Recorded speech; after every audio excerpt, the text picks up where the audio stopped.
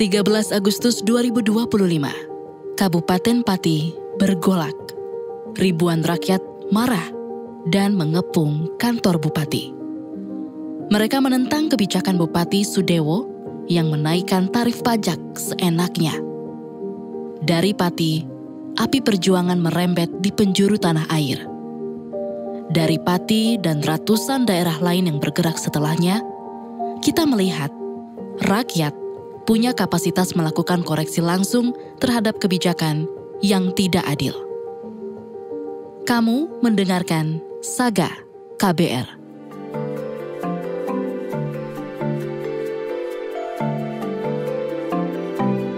Saga, cerita tentang nama, peristiwa, dan fakta.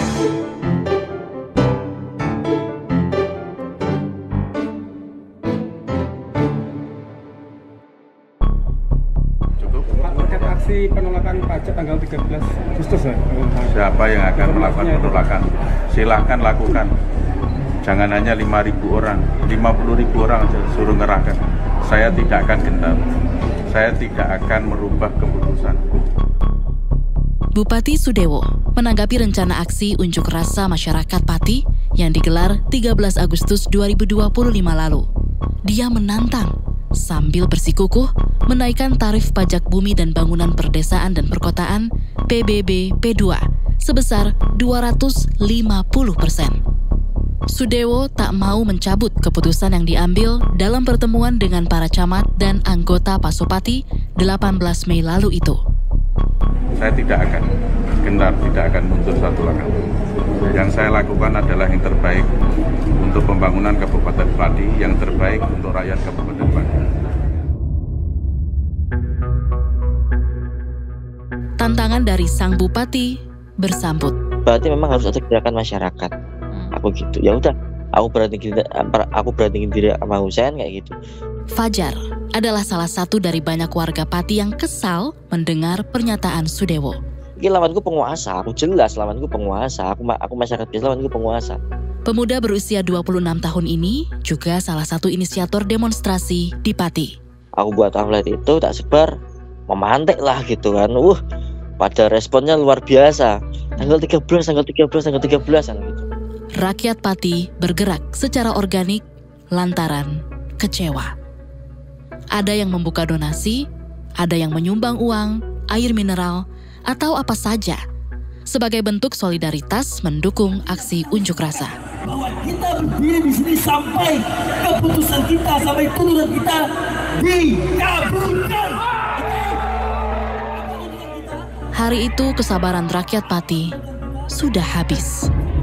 Mereka datang dari penjuru desa dan kampung-kampung hendak memberi pelajaran pada sang bupati yang dinilai arogan. Fajar ada di antara ribuan warga yang mengepung kantor bupati di Jalan Tambro Negoro. Dari atas mobil komando, warga bergantian menyampaikan kritik atas kebijakan kepala daerah mereka. Bukan saja meminta pembatalan kenaikan tarif pajak, mereka juga meminta bupati mundur dari jabatannya.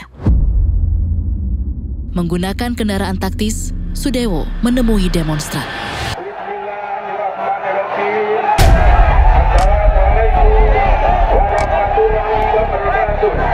Saya mohon maaf yang sebesar-besarnya.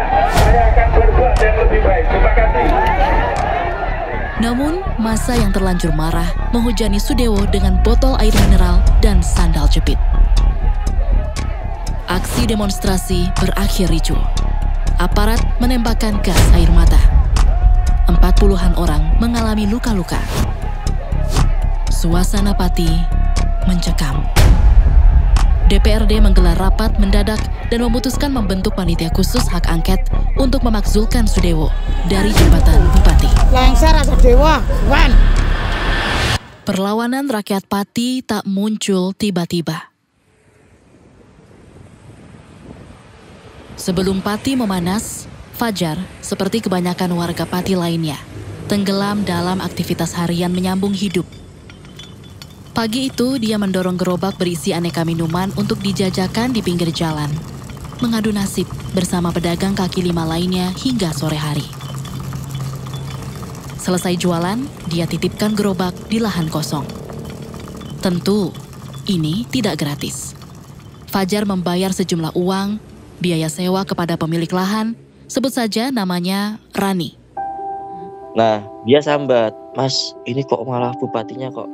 Mulanya dia bingung, kenapa tiba-tiba menyebut nama bupati. Dia baru sadar kemudian.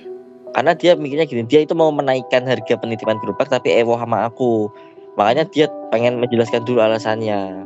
Kepada Fajar, Rani mengeluhkan soal rencana kenaikan tarif pajak bumi dan bangunan PBB di Pati. Sebab itu berdampak pada naiknya biaya pajak tanah yang harus dia setor. Sementara penghasilan dari penyewaan lahan untuk pedagang kaki lima menitipkan gerobak tak seberapa. Kok bupati kok menaikkan sampai segitunya ya, padahal anakku itu pada nggak kerja kayak gini.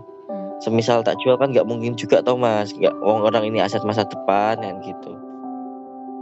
Fajar menirukan ucapan Rani. Fajar mengerti, sebetulnya Rani pun tak enak hati menaikkan harga sewa lahan kepadanya. Namun, ibu satu anak itu tak punya pilihan. Ya mau nggak mau yang semisal saya pajaknya 1 juta sekarang menjadi 2.500.000 kan gitu. Kan kasihan gitu. Makanya bupati itu nekek kok semua pajak kok dipatik ke masyarakat. Seakan-akan memang nggak ada sektor yang bisa dimanfaatkan dari Kabupaten Pati, Mbak. Bupati Sudewo bilang, pajak dari rakyat itu akan digunakan untuk membiayai sejumlah program prioritas daerah, mulai dari perbaikan jalan, renovasi rumah sakit, hingga penguatan sektor pertanian dan perikanan. Alasan lain yang juga bikin rakyat jengkel, kata Sudewo, sudah 14 tahun tarif PBB di Pati belum pernah naik. Bagi Rani, Fajar, dan warga Pati lainnya, kenaikan pajak PBB P2 hingga 250% jelas mencekik kehidupan mereka. Di setiap aku jagong di warung kopi, setiap ngobrol di warung kopi, itu pasti pada sambat, pada mengeluh semua. Tetapi nggak ada yang berani untuk bersuara. Sejak awal menjabat, Sudewo kerap melempar ultimatum kepada pihak-pihak yang mencoba menentangnya. Karena apa? Karena ketika Bupati Sudewo menjabat pertama kali, dia bilang seperti ini, "Jangan sampai ada yang mengganggu pemerintahan saya. Jika ada yang mengganggu pemerintahan saya, maka urusannya berbeda karena saya mempunyai karakter tersendiri." Jadi semua dinas-dinas sudah diancam seperti itu, akhirnya pada bungkam. Namun, lama-kelamaan, Fajar dan warga Pati sadar, diam bukanlah pilihan. Alasan serupa juga terlontar dari mulut Ida. Saya berjumpa dengannya di gedung Komisi Pemberantasan Korupsi KPK Jakarta awal September lalu. Perempuan berusia 46 tahun itu ikut bersama ratusan warga Pati lainnya mendesak KPK mengusut dugaan korupsi di Kementerian Perhubungan yang menyeret Bupati Sudewo. Ida tak pernah ikut demonstrasi. Saban hari dia sibuk memastikan cucian baju pelanggan bersih dan wangi. Dia punya usaha laundry. Ketika saya temui, wajahnya tampak merah kehitaman. Korban gas air mata ini mas. Korban mas. Sampai coba lihat bu, sampai parah kayak gitu. Enggak karena merkuri ini kena gas air mata ini kan. Iya. Kemarin langsung tak telepon 2 kali, alhamdulillah agak berkurang. Dulu sampai sini. Bekas itu dia dapat saat ikut unjuk rasa di depan kantor Bupati Pati 13 Agustus lalu. Dia tak kapok. Baginya ini soal martabat sebagai orang Pati yang tak mau terus-menerus ditindas. Pentingnya kan kita kan Sadewo itu aja. Nggak kepenyalaan, dia kepengen tuh Sadewo itu dilengsarkan. Karena dia udah menantang orang Pati dulu. Sebelum demo tuh, jangankan 5. Meski kebijakan terkait tarif pajak sudah dibatalkan, luka sosial yang timbul tidak serta-merta pulih. Bagi warga Pati, masalah bukan lagi sekadar tarif pajak, tetapi sikap pemimpin yang dinilai arogan dan minim empati. Sudewo tak belajar dari sejarah. Begitu kata penulis dan sosiolog Oki Madasari. Dalam sebuah siniar, Oki mengatakan fenomena di Pati punya akar sejarah yang kuat. Di abad 19, Pati itu masuk dalam wilayah di mana Samin Suro Sentiko memimpin yang namanya civil disobedience di masa penjajahan Belanda. Pembangkangan sipil yang dilakukan oleh petani itu sudah dimulai. Pembangkangan sipil yang dipertontonkan rakyat Pati adalah bentuk perlawanan terhadap kebijakan yang dinilai tidak adil. Dan itu merembet ke ratusan daerah lainnya. Semarang, Bandung, Surabaya, Makassar, hingga Jakarta. Di ibu kota, rakyat memprotes kenaikan tunjangan anggota DPR yang fantastis. Juga mengkritik tingkah laku wakil rakyat yang nirempati. Sebetulnya untuk tahun ini saya pikir Pati menjadi inspirasi lah ya bagi masyarakat ya untuk berani bersuara, berani untuk melakukan protes terhadap pejabat publik yang arogan, yang tidak berempati terhadap persoalan masyarakat ya. Wakil Ketua Yayasan Lembaga Bantuan Hukum Indonesia YLBHI, Arif Maulana. Kata dia, gerakan ini spontan dan organik. Rakyat turun ke jalan karena keluhan yang sama, ketidakadilan yang mereka rasakan. Kami itu di LBHI, termasuk teman-teman di Koalisi Masyarakat Sipil, bertanya-tanya sebenarnya, ini siapa yang menginisiasi atau mengkonsolidasi? Karena biasanya kalau ada aksi kami dikasih tahu untuk memberikan bantuan hukum, ya, memberikan pendampingan, bahkan diajak konsultasi terkait dengan keamanan, keselamatan, ya, terkait dengan aspek hukum lah. Tapi ini tidak ada sama sekali. Nah, kami People power bukanlah sesuatu yang bisa direkayasa oleh elit politik, melainkan letupan spontan dari masyarakat yang frustasi.